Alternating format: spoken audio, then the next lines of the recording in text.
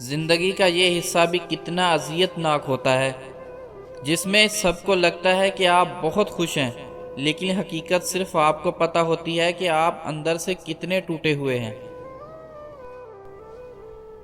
سڑک کے کناروں میں لگی لکیریں دور سے ٹیڑھی میڑھی لگتی ہیں، مگر جیسے جیسے ہم پاس آتے ہیں لکیریں سیدھی نظر آنے لگتی ہیں۔ اسی طرح کوئی مصیبت یا برا وقت آتا ہے تو آنے سے پہلے مشکل لگتا ہے، لیکن جیسے جیسے قریب جاتے ہیں وہ چھوٹا اور آسان لگ جاتا ہے۔ بے شک مشکلات اپنا حل ساتھ لے کر جنم لیتی ہیں۔ اگر مرد کو پتہ لگ جائے کہ ایک عورت اس پہ مرتی ہے تو وہ پھر اسے زندہ نہیں رہنے دیتا۔ رفتہ رفتہ آپ عادی ہو جاتے ہیں زخم کے، اذیت کے، تکلیف کے۔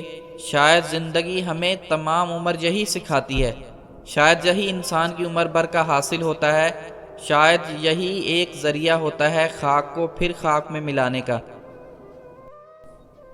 لا حاصل کو حاصل کرنا اپنی جگہ، لیکن پھر اس حاصل سے اکتا جانے میں لوگوں کو دیر ہی کتنی لگتی ہے۔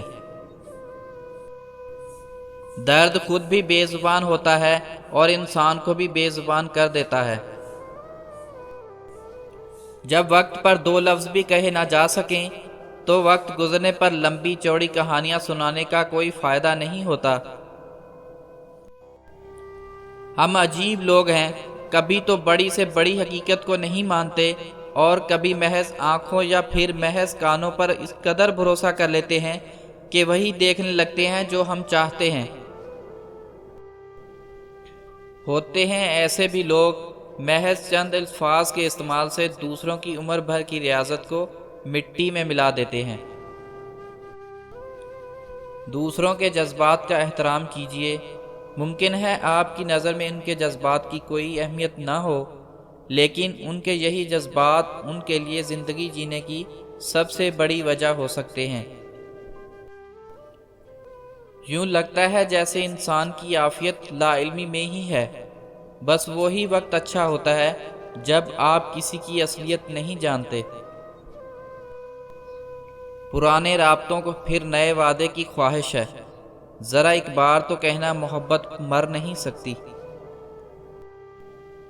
اگر تم محسوس کر سکو تو تمہاری حسرت میں میرا دل یوں پھڑ پھڑاتا ہے کہ جیسے کوئی چڑیا ہولے ہولے فریاد کر رہی ہو۔